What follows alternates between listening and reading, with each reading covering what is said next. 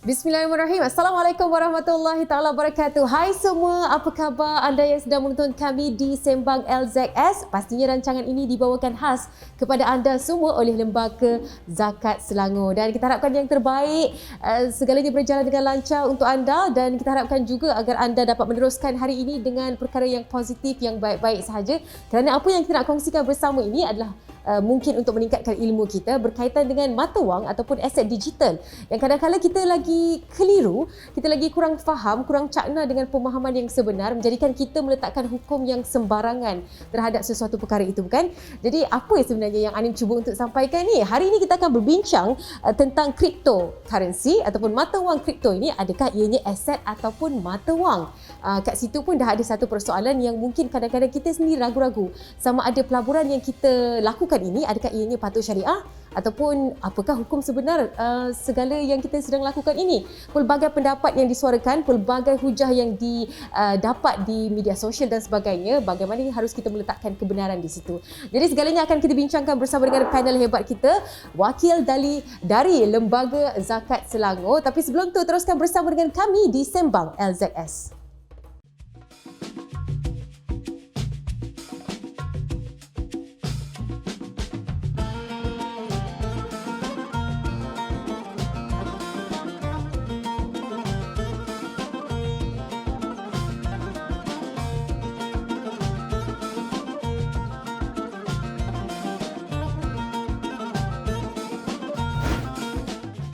Sembang LZS episod 4 kali ini kita bawakan tentang kripto ataupun aset maupun mata wang. Apa yang kita perlu faham tentang cryptocurrency dan apakah kaitan pula dengan pembayaran zakat dengan tanggungjawab kita untuk menunaikan zakat ini? Adakah kita kalau melibatkan diri dalam pelaburan kripto ini perlu kita laksanakan zakat, dan bagaimana pula kalau jika perlu kita laksanakan zakat itu? Jadi segalanya itu akan kita huraikan satu persatu. Tapi sebelum tu kita nak anda tahu dahulu, Sembang LZS ni merupakan antara program yang kita akan kongsikan bersama dengan anda info terkini, topik-topik yang berkaitan dengan zakat, bagaimana anda nak salurkan bantuan, bagaimana anda nak memohon jika anda mungkin layak dalam penerima zakat, dan juga bagaimana anda nak tahu pengagihan zakat dilakukan. Sebelum tu boleh sahaja pergi ke laman web iaitu zakatselangor.com.my untuk anda ketahui pelbagai info berkaitan dengan zakat. Okey, kita sambung perbualan kita dan kita nak kenalkan yang bersama-sama dengan kami di studio, Ustaz Muhammad Farid bin Muhammad Zainal selaku Eksekutif Kanan Penyelidikan Syariah, Division Syariah dan Dakwah. Assalamualaikum Ustaz. Waalaikumsalam warahmatullahi. Ustaz, terima kasih banyak-banyak bersama dengan kami. Hari ini topik dia agak berat sebab ini merupakan satu fakta yang perlu kita katakan betul-betul untuk kita educate lah, untuk kita ajar, kita tambahkan ilmu kepada penonton di luar sana. Saya sendiri nak tambah ilmu tentang kripto, berada bersama dengan individu yang membuat research, penyelidikan tentang cryptocurrency, dan lebih-lebih lagi adakah ini merupakan pelaburan syariah ataupun sebaliknya. Itu yang perlu kita huraikan satu persatu. Sebagai permulaan ni Ustaz, mungkin kita nak lebih faham kripto itu, apakah yang dimaksud dengan kripto? Silakan. Baik, terima kasih kepada Puan Anim selaku moderator dalam rancangan ini. Soalan yang sangat penting untuk kita faham sebenarnya, apa itu mata wang kripto ataupun cryptocurrency, ataupun dikenali pada hari ini sebagai aset digital. Baik, sebenarnya cryptocurrency ataupun aset digital ni adalah satu aset digital yang tidak zahir. Dia tidak mempunyai fizikal, tetapi dia boleh dibeli, dijual, dipindah, dan dilakukan pertukaran kerana dia mempunyai value ataupun nilai, Dan sebenarnya kalau kita bincangkan tentang mata wang kripto ini, daripada mana lahir dan wujudnya mata wang kripto ini? Untuk makluman Puan Anim, sebenarnya cryptocurrency adalah hasil daripada produk daripada suatu sistem yang hari ini muncul dinamakan sebagai blockchain, ataupun kriptografi. Daripada sistem blockchain inilah maka mereka-mereka yang mempunyai kemahiran dan kepakaran mewujudkan mata wang yang dinamakan sebagai mata wang digital atau dikenali sebagai cryptocurrency. Dan oleh kerana hari ini permintaan terhadap cryptocurrency sangat tinggi menyebabkan nilai cryptocurrency hari ini, contohnya Bitcoin, kalau saya tengok tadi harga semasa pada hari ini satu Bitcoin bersamaan RM205,000 lebih. Jadi sebenarnya dia tidak ada fizikal, mana dia adalah satu mata aset digital yang tidak ada fizikal tetapi mempunyai nilai dan boleh dijual beli, ditransfer, dipindahkan, didistribute, boleh diagihkan, dan juga boleh dibuat pertukaran ataupun exchange. Okey, kalau kita nak lebih faham, bagaimana kita nak klasifikasikan kripto ini? Adakah ianya aset ataupun ianya sebagai mata wang maupun pelaburan? Baik. Kalau kita melihat kepada keputusan Majlis Penasihat Syariah Suruhanjaya Security, dan sebenarnya untuk makluman Puan Hanim, kita di Lembaga Zakat Selangor, di Mesyuarat Jawatan Kuasa Fatwa Negeri Selangor juga telah membuat keputusan terhadap apakah sebenarnya mata wang kripto ini. Jadi berdasarkan pandangan yang telah dikemukakan sama ada oleh Majlis Penasihat Syariah SC ataupun Jawatan Kuasa Fatwa Negeri Selangor, mata wang kripto ini dianggap sebagai aset ataupun dalam bahasa Arab dianggap sebagai mal, diistilahkan sebagai mal, ataupun dalam bahasa Melayu lah adalah dianggap sebagai harta. Jadi maknanya ia adalah harta. Dan mata wang kripto ini berdasarkan kepada fatwa ataupun resolusi yang diputuskan oleh Majlis Pengawasan Syariah Suruhanjaya Security, dia tidak dianggap sebagai mata wang ataupun legal tender. Kerana apa? Kerana kalau kita tengok bukan hanya dari sudut undang-undang tetapi juga dari sudut syariah.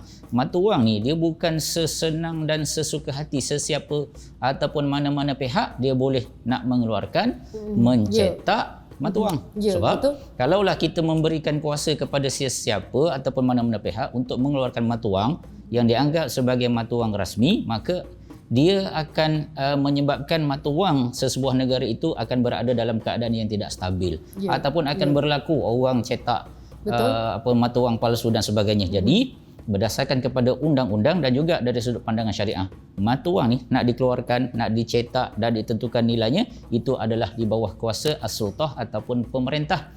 Dan di Malaysia kita kena ingat bahawa kerajaan telah memberikan kuasa kepada Bank Negara Malaysia untuk mengeluarkan ataupun mencetak dan menjaga apa-apa perkara yang berkaitan tentang mata wang. Jadi oleh kerana wujud tiba-tiba mata wang kripto, dan mata wang kripto ni untuk maklumanlah, dia adalah satu sistem yang tidak dia bukan bersifat centralized. Kalau kita tengok sekarang ni, kalau macam Puan Hanim nak memindahkan mana-mana mata wang ke luar negara, nak transfer kepada siapalah kawan-kawan ke dekat luar negara ataupun even di dalam negara sendiri, semua transaksi itu dikawal melalui satu sistem dinamakan centralized, iaitu bank negara.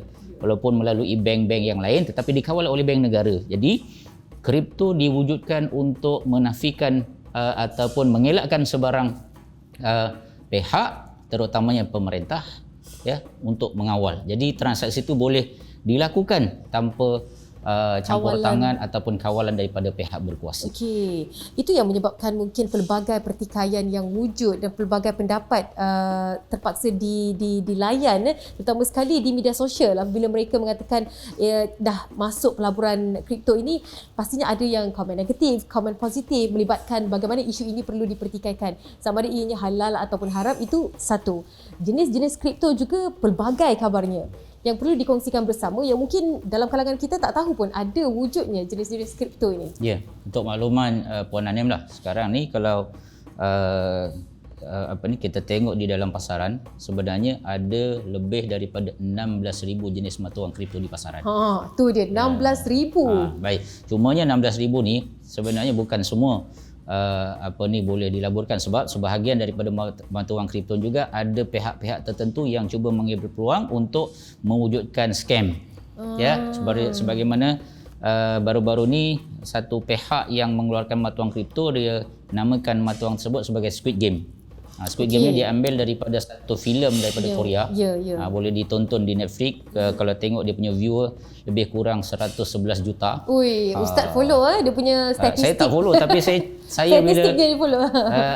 filem tu saya tak pernah tengok. Perlu mengetahuinya lah, tapi kan? Bila baca berita tentang Squid Game kripto ni, dia diwujudkan supaya dengan tujuan siapa yang nak bermain game secara online, yang disediakan melalui platform blockchain ni, dia boleh beli Squid Game Crypto ni, dan dia dijadikan sebagai token untuk bermain game tersebut. Tapi dinamakan mata wang kripto tu dengan Squid Game. Okey, apa yang jadikan ianya sebagai satu scam? Baik, jadi rupa-rupanya dia punya founder kepada platform ini, dia apabila dia mewujudkan mata wang tersebut dengan tujuan supaya dia nak menarik pelabur-pelabur dan pembeli-pembeli untuk membeli mata wang tersebut. Sehingga dia berjaya mencecah mengumpulkan nilai lebih kurang RM13 juta lebih, dan apabila wang tersebut telah terkumpul, dia telah cash out wang tersebut, dan akhirnya dia menjadi zero value, nilainya jadi zero, dan rupa-rupanya barulah ramai yang terperasan mereka telah terperangkap dengan permainan scammer, dan itu adalah satu bentuk penipuan lah. Jadi apa yang menjadikan ianya sebagai scam? Baik. Kita kena tahu bahawa mata wang kripto ini adalah mata wang dalam bentuk digital, dan dia diwujudkan berdasarkan kepada sistem blockchain, dan sesiapa pun yang mempunyai kepakaran untuk mewujudkan teknologi blockchain ini, dia boleh mewujudkan mata wang kripto.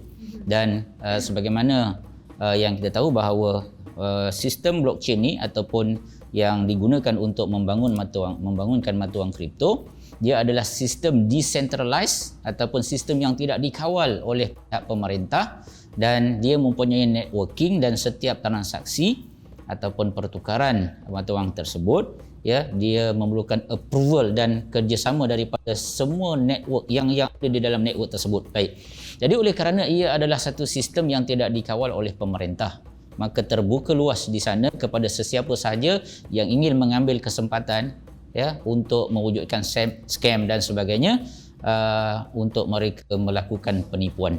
Jadi kalau kita tengok baru-baru ni berlaku di mana satu pihak yang mewujudkan platform mata wang kripto, dia telah mewujudkan satu mata wang kripto yang dinamakan sebagai Squid Game.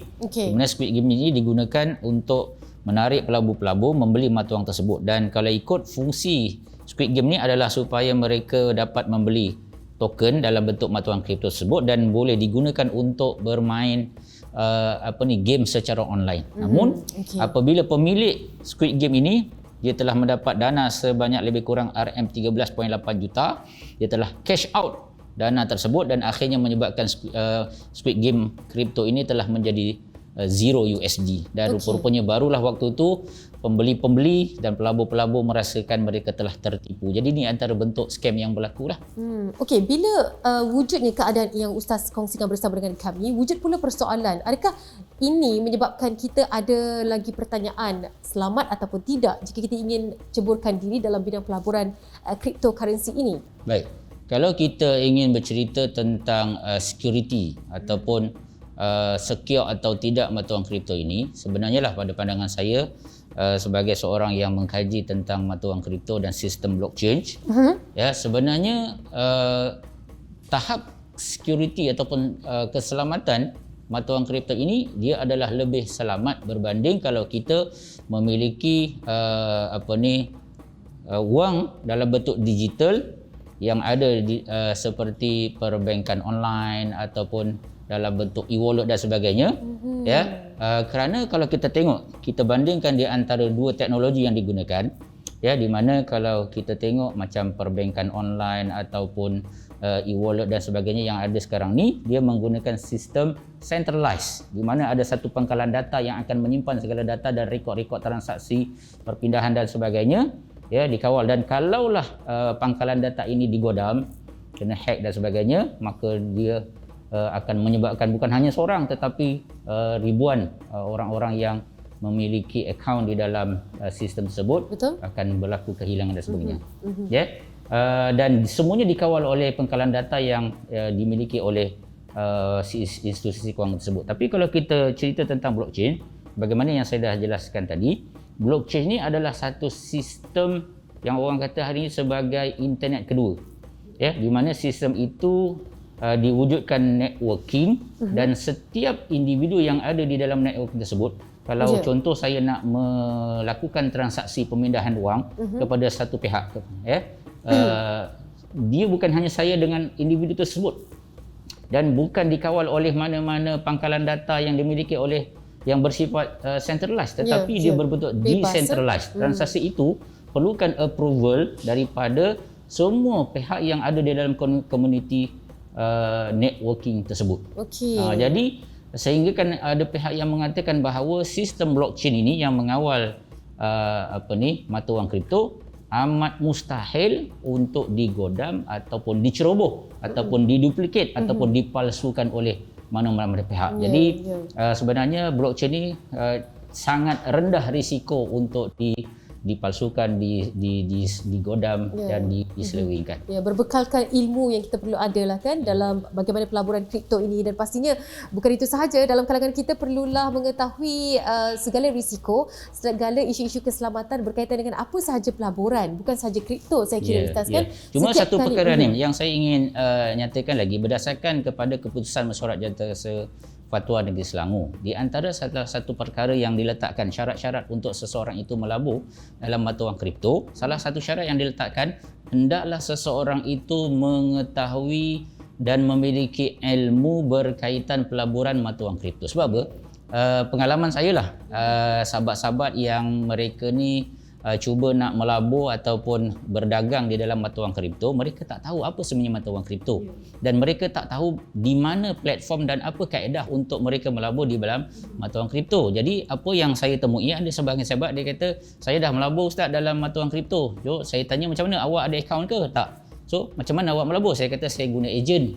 Kan? Kemudian dia kata dia bagi duit kepada ejen tersebut, sedangkan sebenarnya untuk makluman Puan Hamid, saya sendiri sebagai researcher, saya bukan hanya sekadar mengkaji dari sudut akademik ataupun teori, tetapi saya sendiri telah membuka akaun Luno yang mana ia merupakan digital asset digital asset exchange yang diberikan lesen oleh pihak Suruhanjaya Security, dan kita sebenarnya kalau nak melabur kita boleh buka akaun secara online, dan apabila kita telah memiliki akaun, kita boleh mendepositkan wang kita di dalam akaun tersebut, dan kita boleh beli mata wang kripto yang ada di dalam platform Luno tersebut. Jadi tak perlu nak guna ejen, tak perlu nak guna downline, upline dan sebagainya. Itu yang mendatangkan pelbagai isu apabila kita tak tahu tentang perjalanannya, tetapi mungkin mendengarkan, kadang-kadang manusia senang ikutkan trend kan. Trend kita main kripto, masing-masing semua nak join kripto. Seperti mana yang Ustaz kabarkan kepada kita tadi, ilmu begitu penting sekali. Antara satu yang perlu kita lakukan adalah mendalami dahulu apakah itu yang dikatakan dengan pelaburan kripto. Kita nak tahu juga siapa golongan yang boleh mempunyai akaun ini. Mereka yang telah berumur 18 tahun, mereka boleh membuka akaun mata wang kripto. Ini bagi mereka-mereka yang berminat untuk melabur di dalam digital asset exchange yang diberikan lesen oleh Suruhanjaya Security. Namun kita kena ingat, dia ada dua jenis mata wang kripto. Yang pertama, yang diiktiraf oleh kerajaan Malaysia melalui Suruhanjaya Security yang diberikan lesen. Lebih kurang ada 5 syarikat, antaranya Luno Malaysia, Tokenize, Synergy. So siapa-siapa yang nak membeli melalui digital asset exchange ini, mereka boleh. Namun di sana kita tak nafikan ada juga pelaburan ataupun platform kripto di peringkat global yang siapa saja, even budak sekolah rendah pun dia boleh nak beli mata wang kripto tersebut, dan ini adalah di luar daripada kawalan kerajaan. Namun walaupun itu tidak dikawal oleh kerajaan, fatwa yang dikeluarkan sama ada pihak Suruhanjaya Security ataupun pihak Jawatan Keselamatan di Selangor, mereka mengatakan orang yang nak melabur ni dia kena ada ilmu, dia kena selidik macam mana. Sebab dibimbangi ia merupakan scammer, ada penipuan dan sebagainya. So sebelum nak melabur tu, seorang tu dia kena buat kajian dahululah ataupun study dululah. Sebagaimana penyelidikan yang dilakukan oleh Ustaz sendiri kan, sehingga kan ada akaun sendiri untuk mengetahui bagaimana perjalanan pelaburan kripto itu, barulah Ustaz boleh kongsi, educate kan kepada anda semua penonton-penonton kita di Sembang LZS. Okey, kembali nanti kita akan berbincang pula tentang aset digital dalam Islam. Pasti anda mungkin tertanya apa kaitan dia dengan zakat. Tunggu dulu, kita akan huraikan satu persatu nanti. Kembali kita di Sembang LZS.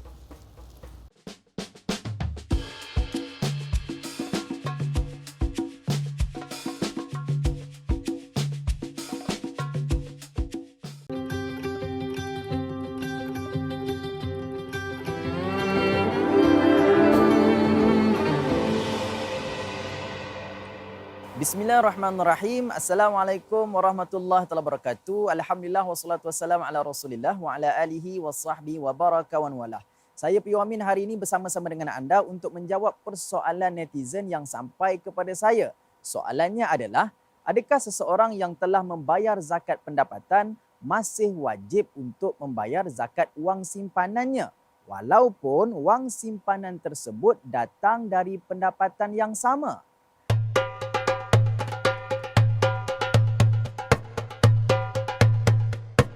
Apa yang kita kena fahami di sini, zakat pendapatan ada isu yang lain dan juga zakat simpanan isu yang lain. Soalan sekarang, apakah hukum wajib ataupun tidak untuk kita mengeluarkan zakat simpanan daripada pendapatan yang telah kita zakatkan daripada jumlahnya? Contoh hari ini apabila kita dapat duit gaji kita ataupun pendapatan job-job yang kita dapat, kita dah asingkan dah 2.5% untuk kita keluarkan zakat. Sekarang nak keluarkan zakat lagi ke daripada zakat simpanan pendapatan kita? Maka ia tidak wajib dah. Sebab Nabi SAW bersabda, tidak ada dua kali zakat pada harta yang sama pada tahun yang sama. Jadi jelas di sini, bagi anda semua dan netizen di luar sana yang kadang-kadang pening kepala ni, zakat pendapatan lain, zakat simpanan lain, nak keluarkan macam mana, nak taksir macam mana, anda boleh pergi ke laman web Lembaga Zakat Selangor. Anda boleh layari www.zakatselangor.com.my. Di sana ada pelbagai info dan taksiran harta pendapatan dan juga segala berkaitan dengan zakat akan memudahkan anda semua. Dan kalau anda nak terus bersemuka dengan pegawai-pegawai kami, anda boleh terus pergi ke cawangan Zakat Selangor yang berdekatan dengan anda.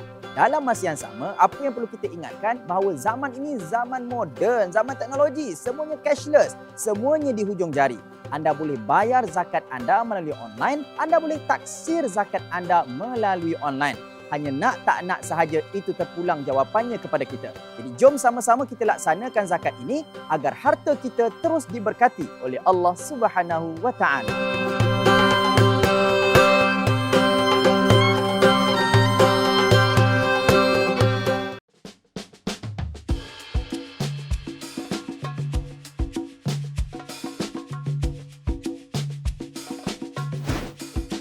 Masih lagi bersama dengan kami di Sembang LZS yang dibawakan khas oleh Lembaga Zakat Selangor. Pastikan anda teruskan setia bersama dengan kami. Kalau tadi kita dah kongsi apakah itu mata wang kripto ataupun kita dah klasifikasikan apakah itu kripto dari sudut pandangan kita sendiri dan bagaimana untuk kita melabur dengan kripto.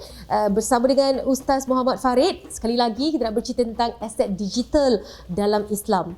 Kalau tadi kita dah tahu dah, mereka klasifikasikan kripto itu sebagai aset digital, sesuatu harta yang ada nilainya. Namun begitu kita perlu fahami bagaimana cara ataupun ada ilmu dari segi pelaburan yang perlu kita lakukan. Jadi mungkin di sini nak kongsikan juga bersama dengan kami, kalau dahulu ada satu isu viral juga ya, ulama di Indonesia mengatakan ianya haram. Apabila isu itu telah pun tersebar luas, ramai di antara kita yang dah masuk dalam pelaburan ini dan mereka yang belum bercanggah pendapat. Begitu juga dengan fahaman kita sebagai orang Islam, dah khawatir ini pelaburan yang kita dah masukkan duit beribu-ribu kan, bila keluarnya fatwa begitu mengatakan haram, pelbagai pula reaksi yang mungkin menimbulkan sedikit sebarang isu. Komen Ustaz dan juga bagaimana untuk menepis dakwaan-dakwaan ini Ustaz? Baik.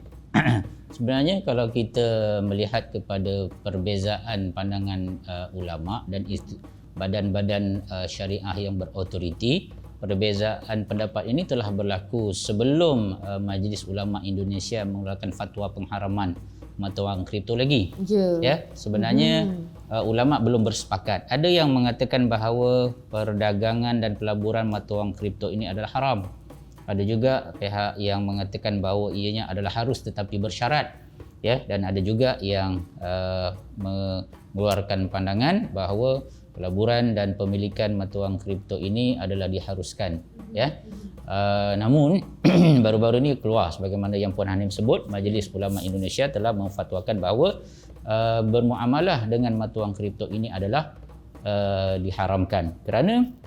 Tapi bagi saya lah secara peribadi, kita tidak boleh mempertikaikan keputusan Majlis Ulama Indonesia sebab mereka adalah terdiri dari kalangan para ulama-ulama yang hebat, cendekiawan cendekiawan, ya, dan mereka ada asas dan hujah. Tetapi kita kena ingat ada kaedah dalam Islam mengatakan al-ijtihad la yunqaddu bil ijtihad. Sesuatu ijtihad dia tidak akan membatalkan ijtihad yang lain.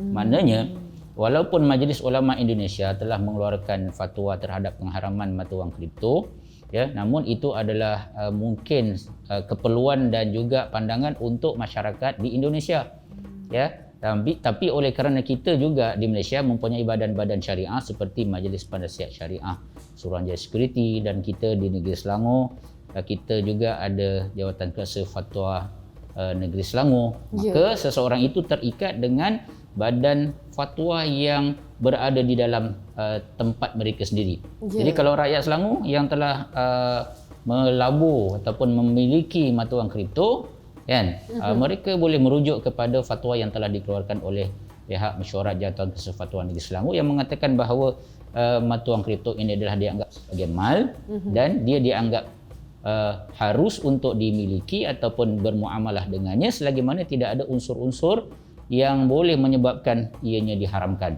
Okey, contoh unsur-unsur yang boleh menyebabkan ianya boleh bertukar pada haram. Baik. Apabila badan syariah seperti Mesyuarat Jawatan Kuasa Fatwa telah memberikan fatwa tentang keharusan untuk kita bermuamalah dengan mata wang kripto, ya.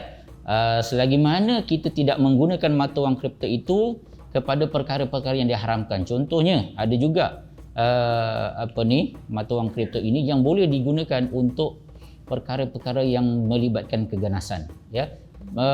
Mereka-mereka yang terlibat dalam kumpulan-kumpulan pengganas, mereka sangat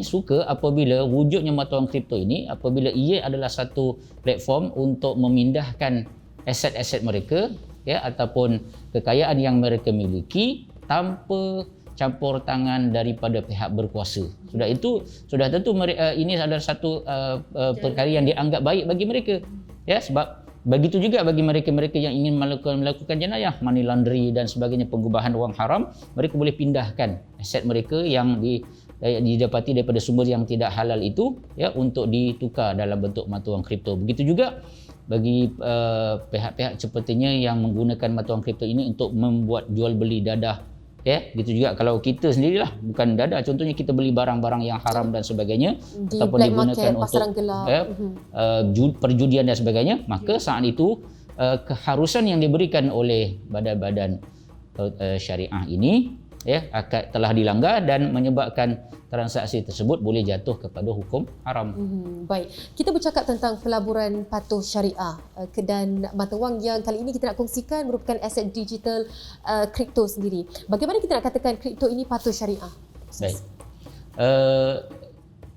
Mata wang kripto ni sebagaimana yang telah difatwakan oleh badan-badan syariah, ya, yang saya nyatakan tadi, dia anggap sebagai harta, ya, dan dia tidak dianggap sebagai mata wang. Baik. Bila dianggap sebagai harta dan kalau kita tengok dari sudut platform mata wang kripto ni, ya, contohnya macam dalam platform Luno ni, bila saya sendiri telah melabur di dalam platform ni, dia akan berlaku perubahan harga pada setiap saat. Dan bagaimana dia boleh berubah? Perubahan ini adalah disebabkan oleh faktor demand, supply and demand, penawaran dan juga permintaan. Ya, jadi apabila ada yang beli, ada pula yang jual. Jadi menyebabkan harga itu sentiasa naik turun. Dia tak sama macam kita tengok mata wang fiat ataupun RM, dia berlaku naik turun tetapi dalam kuantiti yang sangat sedikit. Ya, tetapi kalau jual beli mata wang kripto ni, dia punya kenaikan tu agak agak tinggi. Ya, dia dianggap sebagai volatile, dia sangat cair. Kan, kadang-kadang boleh daripada harga RM3 boleh naik tiba-tiba pada hari yang sama, saya menjadi RM5, RM4 dan sebagainya, kemudian jatuh balik. Kan, itu kalau kita tengok pada contoh mata wang Ripple lah, yang satu Ripple baru dalam lebih kurang harganya sekarang ni RM3 ataupun RM4 lebih. Tapi kalau macam Bitcoin, satu Bitcoin ni nilai dia RM 205,000 lebih. Kan, kadang-kadang boleh jatuh jadi 210, naik kemudian turun dan sebagainya. Jadi sebenarnya dia adalah perkara yang dianggap sebagai mal ataupun harta. Jadi harta ni apabila dipatwakan dia sebagai harta, dan harta ni boleh diperdagangkan. Dia samalah macam kita jual handphone. Ya, handphone ni dianggap sebagai harta. Boleh tak kita nak jual beli? Boleh. Ya, cumanya dia diperdagangkan dalam bentuk nilai dia sebagai aset lah. Yes. Lepas tu kalau kita tengok juga sebenarnya mata wang kripto ni berdasarkan kepada fatwa yang dikeluarkan sama ada Jawatan Fatwa Negeri Selangor ataupun Suruhanjaya Majlis Penasihat Syariah, Suruhanjaya SC. Mata wang kripto ni ada terbahagi kepada 3 jenis. Okey. Ya, yang pertama mata wang kripto yang disandarkan kepada harta ribawi. Ya, harta ribawi ni pula terbagi kepada 2, iaitu emas, perak dan mata wang. Dan harta ribawi yang bukan yang selain emas, perak dan mata wang. Okay. Jadi bermakna mata wang kripto ni dia wujud nilai dia disandarkan kepada harta ribawi inilah, sama ada emas, perak ataupun mata wang, ataupun selain emas, perak dan mata wang. Maknanya jadi ini kategori yang harga pertama. semasa pada ketika itu. Ya, maknanya contohnya ada mata wang kripto, saya tak ingat namanya, yang disandarkan kepada harga emas. Kan? So disandarkan. Maknanya kalau harga emas semasa sekarang ni adalah lebih kurang 250 lah contoh. Okey, maknanya itulah harga mata wang kripto tersebut. Okey. Mungkin ada Ustaz sedikit lagi penjelasannya. Yang kedua, mata wang kripto yang dikeluarkan oleh pemerintah. Namun setakat inilah belum lagi ada mana-mana negara yang dia mewujudkan dan mengeluarkan mata wang kripto. Setakat ni mata wang yang wujud bagi semua negara adalah mata wang negara masing-masing lah. Kalau kita di Malaysia RM, kalau di Indonesia rupiah dan sebagainya. Dan yang ketiga, mata wang kripto yang tidak disandarkan kepada apa-apa barang, dia hanya bersandarkan kepada teknologi semata-mata. Okey. Okey, itu antara jenis-jenis yang perlu kita ketahui dan kategori-kategori yang mungkin menjadikan kita rujukan juga bagi mereka yang nak cuba untuk melaburkan dalam kripto patuh syariah ini. Kita nak sambung juga dengan kaitan kita zakat dan kripto. Bagaimana untuk kita mengetahui konsep yang sebenar untuk kita mengimbangi antara zakat dan juga kripto ini? Ustaz. Berdasarkan kepada keputusan Mesyuarat Jawatan Kuasa Fatwa Negeri Selangor yang menganggap bahawa mata wang kripto ini adalah termasuk dalam kategori mal ataupun harta ataupun aset. Jadi senang cerita, mata wang kripto ni siapa beli, siapa miliki, siapa labur, dia tu adalah mal ataupun harta ataupun aset. Okey. Jadi oleh kerana dia adalah aset dan dia mempunyai nilai, maka dia adalah aset yang diwajibkan zakat. Sebab dalam Islam ni benda yang diwajibkan zakat adalah terhadap harta. Kan? Contohnya emas kita tu harta. Kita punya ternakan tu harta. Emas, perak tu pun harta. Jadi oleh kerana mata wang kripto ni telah dikategorikan oleh badan-badan syariah sebagai harta, maka ia adalah termasuk harta yang diwajibkan zakat. Daripada mana dalilnya? Kalau berdasarkan kepada Jawatan Kuasa Fatwa Negeri Selangor, kewajipannya adalah berdasarkan dalil-dalil umum kewajipan terhadap harta. Okey. Contohlah, cryptocurrency ini kita tidak menggunakannya, kita melaburkannya dalam akaun.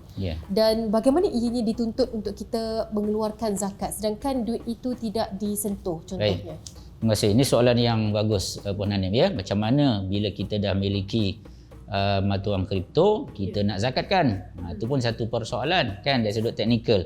Baik, berdasarkan kepada keputusan Mesyuarat Jawatan Kuasa Fatwa Negeri Selangor, oleh kerana kita di Lembaga Zakat Selangor belum memiliki platform dan teknologi untuk menerima zakat dalam bentuk mata wang kripto, maka seseorang individu yang memiliki mata wang kripto dan ingin membayar zakat di Negeri Selangor ataupun mana-mana institusi zakat yang lain, mereka hendaklah mengeluarkannya dalam bentuk nilai RM atau mata wang fiat. Jadi tak bolehlah bayar nak transfer daripada Luno ke LZS sebab kita pun tak ada platform nak terima zakat dalam bentuk mata wang kripto. Kan? Dan begitu juga ada juga beberapa mata wang kripto sebenarnya yang nilai dia tidak boleh di-convert kepada mana-mana nilai mata wang. Sememangnya hanyalah kripto sahaja. Ya, semata-mata kripto sahaja. Kan? Jadi bagi kes yang seumpama ni, apa yang perlu dilakukan oleh pemilik mata wang kripto tersebut, dia kena convert kepada nilai USD dulu sebab kita tahulah USD ni adalah nilai mata wang diterima di seluruh dunia. Kemudian apabila dia nak bayar zakat, dia kena convert nilai USD itu kepada RM. Kemudian barulah dia kirakan zakat dia berapa RM harta kripto yang wang kripto yang dia miliki dan dikalikan dengan 2.5%, barulah dia tahu berapa nilai zakat dia. Okey, sejauh mana kesedaran mereka yang melabur dalam kripto ini untuk membayar zakat setakat inilah berdasarkan pendapatan daripada Lembaga Zakat Selangor sendiri? Baik, oleh kerana fatwa berkaitan kewajipan zakat terhadap mata wang kripto ni sebenarnya baru sahaja diputuskan oleh Mesyuarat Jawatan Kesekutuan Negeri Selangor, dan kita di peringkat LZS pun baru sahaja melancarkan kempen dan iklan kesedaran untuk pemilik-pemilik mata wang kripto ini membayar zakat terhadap mata wang kripto mereka. Maka sebenarnya dan program ini pun salah satu sebenarnya Puan Hanim untuk kita kempen, untuk kita educate masyarakat yang memang dah sebenarnya terlalu berminat untuk melabur dalam mata wang kripto supaya mereka membayar zakat terhadap pemilikan aset digital ataupun mata wang kripto tersebut. Jadi mungkin data tu kita akan dapat pada tahun hadapan lah, sebab fatwa pun baru saja dibuat. Betul. Dan kita harapkan program seperti inilah dapat sama-sama kita mendidik kalian semua kan di luar sana, penonton-penonton kita, untuk sedar tentang kewajipan kita, kepentingan kita bagi melaksanakan tanggungjawab kita membayar zakat walaupun pelabuhan itu dalam bentuk cryptocurrency. Okey, alang-alang kita berbicara tentang ini, kalau kita nak klasifikasikan kripto itu di bawah zakat yang mana? Zakat pendapatan ataupun kategori mana? Keputusan yang telah dibuat oleh Mesyuarat Jawatan Kesekutuan Negeri Selangor mengatakan bahawa berdasarkan kategori mata wang kripto yang wujud yang saya dah jelaskan tadi, maknanya mata wang kripto ni dia terbahagi kepada dua. Yang pertama, sekiranya disandarkan kepada item ribawi, ya, ataupun mata wang. Okey. Kalaulah nanti sebuah negara itu dia mengeluarkan mata wang kripto dalam bentuk kripto selain daripada wang fiat yang ada sekarang ni, maka saat itu zakat yang wajib ditunaikan adalah zakat mata wang. Okey, dan kaedah taksirannya berapa nilai mata wang yang ada tu, nilai kripto dalam bentuk RM yang ada, kita kali dengan 2.5%. Manakala yang kedua, bagi mata wang kripto yang sama ada disandarkan kepada item bukan ribawi, ya, ataupun dia disandarkan kepada teknologi semata-mata, maka mata wang kripto itu dianggap sebagai arud ataupun barang, ya. So kaedah zakatnya adalah dikiaskan kepada zakat arud tijarah. Arud tijarah maknanya kita kena tengok nilai dia lah, ya, yang ada pada hujung haul, dan sama juga sebenarnya macam yang kaedah pertama tadi, cuma kaedah je berbeza-beza. So dikalikan dengan 2.5%, maka dia akan dapatlah berapa nilai zakat yang perlu ditunaikan. Pendapat Ustaz sendiri lah kan, mungkin nak bagi komen sikit bagi mereka yang mengharapkan kripto ini sahaja sebagai punca pendapatan mereka. Ada dalam kalangan kita yang sememangnya dah cuba untuk melaburkan dalam bidang cryptocurrency ni. Mereka cuba untuk fokus dan cuba untuk mendapatkan jalan yang lebih mudah lah. Tak perlu kerja kan, kita hanya perlu melihat handphone dan melihat turun naiknya mata wang tersebut dan menunggu kepada peningkatan dan kemudian boleh dikeluarkan duitnya. Mereka menganggap itu merupakan punca pendapatan. Jadi bagaimana kiraan zakat terhadap itu? Baik.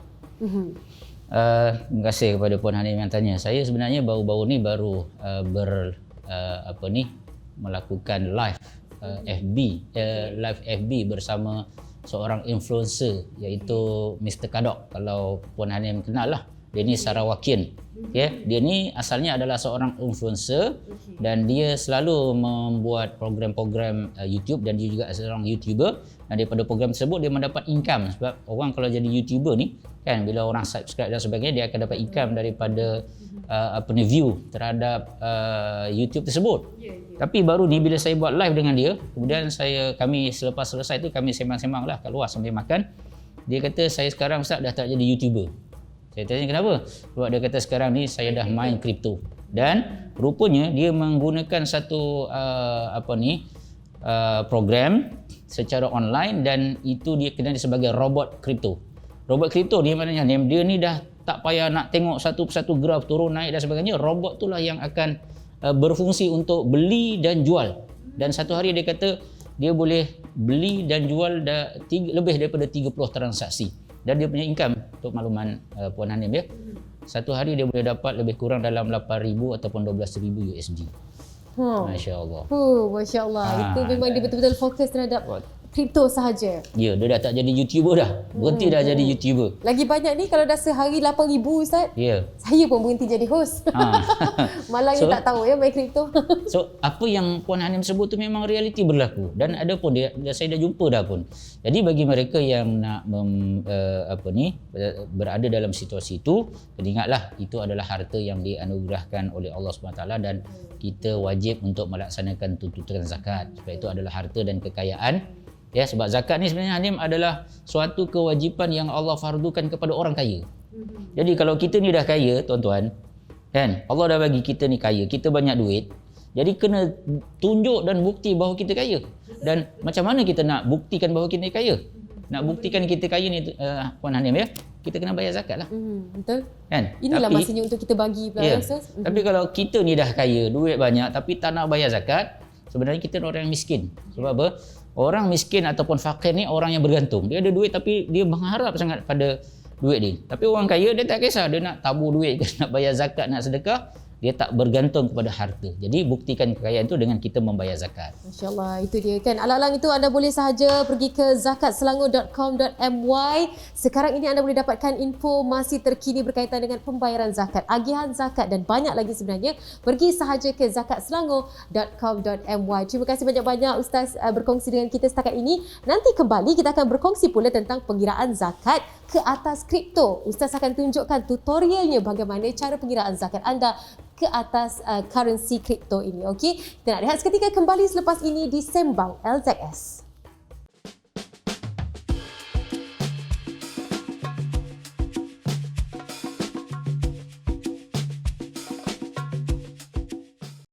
Okey Aceh, ready? Lembaga Zakat Selangor. Take one, action. Assalamualaikum semua. Saya lembaga. Kat. Lembaga Zakat Selangor.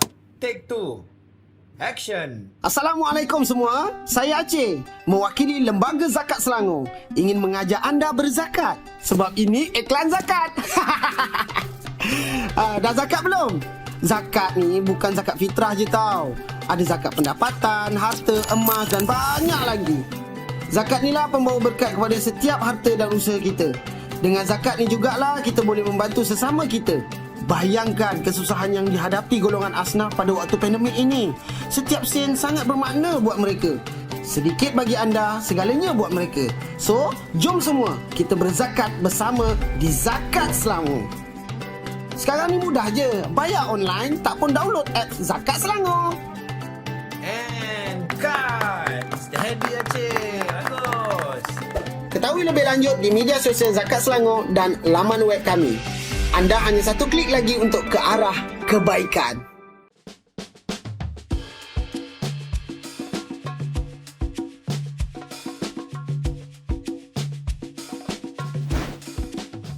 Terima kasih kerana anda masih lagi bersama dengan kami di minit-minit yang terakhir, di segmen yang terakhir ini untuk kita berkongsi. Kali ini pula kita nak kongsi tentang kripto ini, sama ada aset ataupun mata wang. Episod yang keempat di Sembang LZS dibawakan khas oleh Lembaga Zakat Selangor. Kepada anda yang baru sahaja menonton, kita akan berkongsi bagaimana pengiraan zakat ke atas kripto yang mungkin anda dalam kalangan yang melaburkan terhadap mata wang kripto ini. Masih lagi bersama dengan Ustaz Farid di Sembang LZS ni, berkongsi dengan kita dari awal tadi, seorang yang menyelidik tentang ini, juga yang mengetahui pelbagai selok-belok tentang orang kata aset digital yang kini menjadi pilihan ramai untuk melaburkan melalui kepatuhan syariah yang pastinya disarankan oleh Islam, oleh agama kita lah pastinya.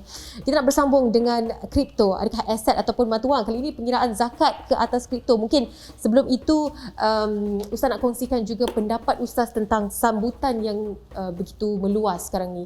Dalam kalangan kita ramai yang cuba untuk melabur, tapi ada juga yang datangnya sedikit-sedikit yang cuba untuk membawakan idea-idea mereka menjadi agensi dan sebagainya. Bagaimana untuk menapis golongan-golongan seperti ini? Apa yang kita perlu fahami sebagai beginner untuk masuk ke dalam pelaburan kripto ni, Ustaz? Baik.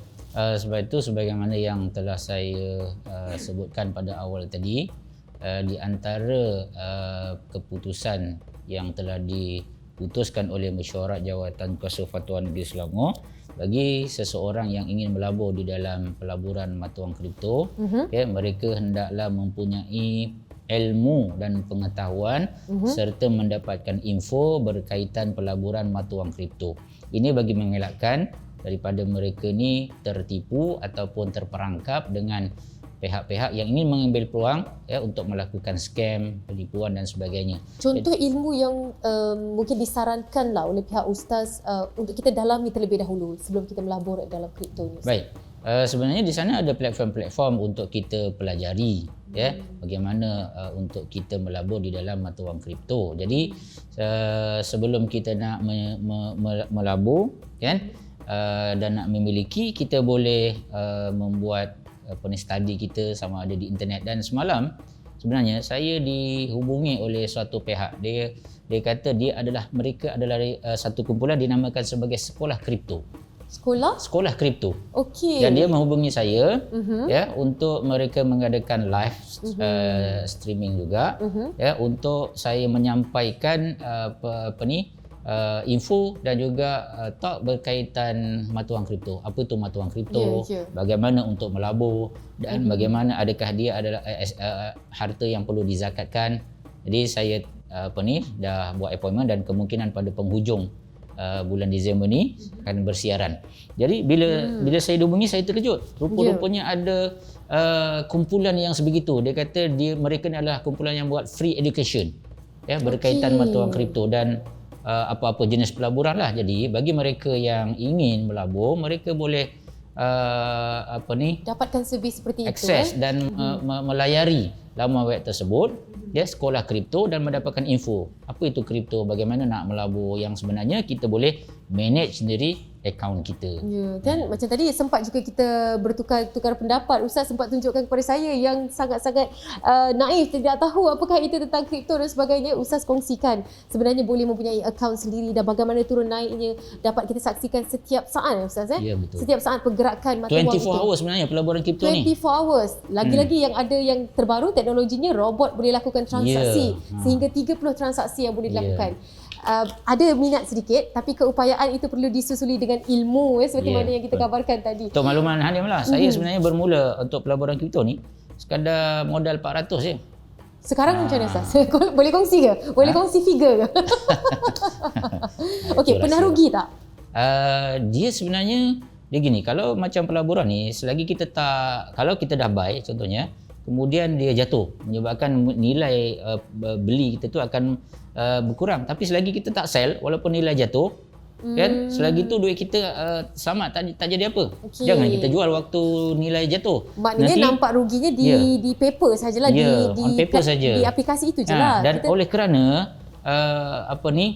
graf turun naik kripto ni terlalu cepat, kadang-kadang dalam hari yang sama ataupun dalam jam yang sama, katalah pukul 2.30 saya beli, harga tiba-tiba jatuh. Kadang-kadang pukul 2.45 dia naik balik. So bila naik tu kita jual lah. Okey. So kita akan dapat profit daripada jual beli tersebut. So kena pandailah nak berniaga, nak trade. Itulah sebab adanya mereka yang akan menghabiskan masa untuk melihat kepada graf turunnya naik tu Tapi jadi kalau guna robot tu lah yang akan tolong beli dan tolong jual. Betul, tak perlulah nak fikirkan yang bila masa kita perlu habiskan 24 jam melihat kepada graf dan sebagainya. Betul. Okey, itu pula nanti kena ada satu lagi segmen yang berbeza untuk berbincang tentang itu. Okey, kita nak kongsikan pula kepada anda semua bagaimana yang kita kabarkan tadi. Kita janjikan kepada anda nak ajarkan bagaimana tutorial mengira zakat ke atas kripto. Dalam kalangan rakan-rakan saya, penonton-penonton Sembang LZS, pastinya anda mempunyai pelbagai aset pelaburan insya-Allah, dan salah satunya mungkin kripto. Jom sama-sama kita lihat bagaimana cara untuk mengira zakat ke atas kripto yang akan disampaikan oleh Ustaz. Silakan Ustaz. Baik, untuk makluman semua sidang penonton yang dikasihi dan rahmati Allah Subhanahu Taala, sebelum kita nak buat pengiraan, yang pertama kita kena ingat bahawa zakat ni dia mempunyai syarat-syarat wajib. Antara syarat wajibnya adalah mestilah seorang muslim. Yang kedua, mestilah mencukupi nisab. Yang ketiga, mestilah milik sempurna, dan yang keempat, mestilah mencukupi haul. Jadi macam mana kita nak tahu kalau dah nilainya mencukupi nisab harta zakat ni? Semua boleh rujuk di portal Lembaga Zakat Selangor, berapakah nilai nisab tahunan. Kemudian bila kita dah cukup haul ni mestilah harta tu wujud dalam tempoh setahun. Okay? So baik, bila dah lebih nisab dan cukup setahun, kita tengok year end balance berapa. Kan? Jadi katalah kita dah melaburlah, katalah modal kita daripada 20,000, kemudian naik turun sampai setahun kita berjaya mengumpulkan RM30,000. Maknanya profit kita dapat 10,000 lah. Okey, So contohnya kita ambil modal je. 20,000 Ya. tadi Kita terus ambil lah 30,000. 30,000 okey. Kan dah sebab dah cukup tahun, daripada 20,000 modal kita dah jadi 30,000. Okey. Jadi ambil terus ya, kalau ia adalah kategori kategori dalam kategori arut tijarah ataupun perniagaan. Okey. Sebab saya dah sebutkan dia ada dua jenis zakat. Satu Betul. mata wang, yang kedua arut tijarah ataupun zakat perniagaan. Bagi Okey. zakat perniagaan ambil je berapa dia punya year end balance ya. Katalah 30,000 ya, RM 30,000 ni nilai hujung tahun yang kita ada Okey. kali dengan 2.5%. Okey. Jadi nilainya berapa? Okey, Cuba sekejap. Puan Anim kira. Kepala tak boleh congak sangat Ustaz sekarang ni. Saya dah tahu dah Maklum jawapannya. lah ya. Oh, dah power. Lambat ya. Tolak 750 lah. 750. Okey. So inilah nilai zakat yang kita kena keluarkan. Tahunannya ni. Jadi anda kena faham yang kita mengambil kepada 30,000 itu selepas dah cukup haul setahun. Ya. Kemudian kita kalikan 2.5%. 750 merupakan zakat yang perlu ditunaikan. Ya. Okey. Baik. Apa Bagi yang jenis kedua sebenarnya lebih juga. Kalaulah mata wang kripto yang kita miliki itu adalah dari kategori mata wang kan. Maknanya ini sebenarnya fatwa ini kita keluarkan adalah untuk jangka panjang. Sebab kita andaikan kemungkinan suatu hari nanti apabila permintaan terhadap mata wang kripto ni sangat diminati oleh Wujudnya masyarakat, negara nak kemungkinan negara akan mengeluarkan mata wang kripto. Jadi kaedahnya adalah kaedah zakat terhadap mata wang ataupun as-sarf. Jadi kiraannya pun sama juga macam ni. Cuma dia punya ni jelas berbeza, cara zakatnya berbeza. Cuma kaedah kiraan sama. RM30,000. Kalau dia ada mata wang kripto tu 30,000, sama macam kita ada duit dalam bank lah 30,000 kali dengan 2.5%, zakatnya pun sama jugalah RM750.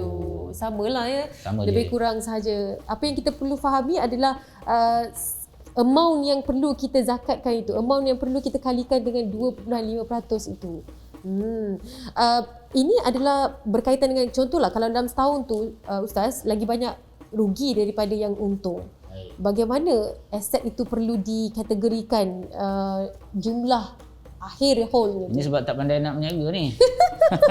Orang buat profit. Kalau saya lah, dia contohnya buat loss. saya yang masukkan beginner, asyik rugi je. Time kan. dia untung kita nak jual. Patutnya time harga naik dia jual, tiba-tiba harga jatuh dia jual. Dia nak sedekah banyak ni. Contohlah Ustaz, Baik, contoh. Sila macam inilah. Saya bagi simulasi. Orang tu dia mulakan modal sebanyak RM40,000 pada awal tahun. Tiba-tiba selepas setahun dia punya capital modal dia tinggal RM30,000. Betul, minus pula. Macam mana nak kira zakatnya? Tetap sama kaedahnya, kita ambil year end balance tu berapa, last balance tu berapa. Kalau tinggal 30,000, so ambil saja nilai RM30,000 kali dengan 2.5%. Kita Sebab kena apa? ambil year end balance lah. Kenapa tak kena atas 40,000? Sebab 10,000 dah hangus. Kan, Sebab tak tidaklah pandai, sekejam tak sangat pandai ya. nak cut loss. 10,000 tu dah rugi lagi. Takkanlah kita nak suruh anda bayar zakat. Tidaklah ya. Maknanya kita perlu ambil kepada nilai year end balance itu yang nilai semasa. Masya Allah, itu yang dikongsikan bersama dengan anda semua. Harap-harap mereka yang dah pun melabur dalam kripto ini, anda dapat satu penjelasan yang begitu baik sekali. Tutorial diajarkan oleh Ustaz Farid berkaitan dengan bagaimana nak cari zakat yang perlu dibayar terhadap harta kripto anda. InsyaAllah manfaatkan bersama. Kalau hari ni, sebelum-sebelum ni mereka tak pernah lagi bayar zakat terhadap aset kripto kan? Tunggakan-tunggakan yang sebelum ni macam mana Ustaz? Perlu dikali gandakan untuk bayar? Kalau mengikut kepada ketetapan kita, ya, sesuatu harta itu wajib di zakat apabila ia telah diputuskan oleh pihak pemerintah. Jadi oleh kerana zakat baru mata wang keluarkan, kripto ni, fatwa berkaitan zakat mata wang kripto ni baru difatwakan dan masyarakat sebelum ni tak sedar. Jadi dalam kaedah dalam Quran tersebut, afallahu amma salaf, Allah mengampunkan benda-benda yang dah lepas. Jadi apabila fatwa telah diputuskan dan dikuatsakan, maka saat itulah bermula kewajipan untuk seorang individu membayar zakat terhadap mata wang kripto. Ya, itu dia penjelasan yang cukup padat dan ringkas, dan namun begitu ini adalah satu ilmu baru buat kita semua sebenarnya. Terima kasih banyak-banyak kita ucapkan kepada Ustaz Muhammad Farid Muhammad Zainal, Eksekutif Kanan Penyelidikan Syariah dari Dividen Syariah dan Dakwah, berkongsi dengan kita pelbagai informasi berkaitan dengan kripto, adakah aset ataupun mata wang. Kita dah juga berbicara tentang aset digital dan juga kita dah tunjukkan contoh kepada anda semua bagaimana cara pengiraan zakat terhadap aset kripto anda. Baik, sekali lagi terima kasih banyak-banyak Ustaz. InsyaAllah kalau ada rezeki kita menimba ilmu pula bersama dengan Ustaz untuk pelaburan-pelaburan Cara syariah. pelaburan pula ya lepas ni. InsyaAllah doakan saya.